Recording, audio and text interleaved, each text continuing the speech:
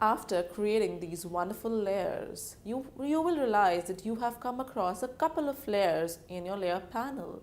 So what is the layer you're actually working upon? The layer that you're actually working upon is called the active layer. So let's begin. Active layer is the highlighted layer on your layer panel, and this layer is what will make your changes appear. Whatever changes you do will only affect the active layer and not the other layers. There are options that you can make all the layers active and make the changes on all of these. So let's dive in and see how the active layer works in Photoshop.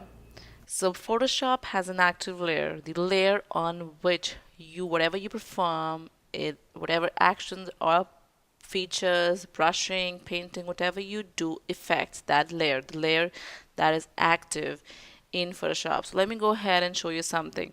So I'm gonna basically add, maybe I'm just gonna, again, because I'm gonna do something, and whatever I'm doing is I am doing on my brush tool. So let me go ahead and I'm doing something, blah, blah, blah. But somehow I am actually doing it. I am coloring it. Why can't I see that? I am coloring, but I cannot see anything. Why? And maybe there's that time with you when you're doing something, but the effect does not show.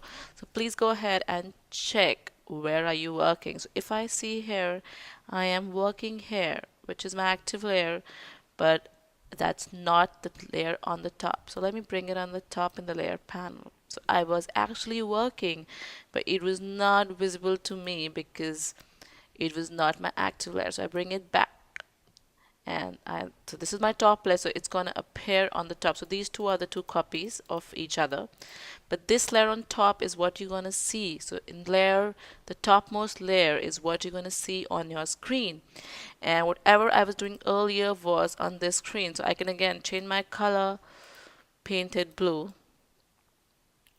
I cannot still see anything what's happening because again this is not my active layer. So let me make this active and let me start doing it, and now yes, I can see.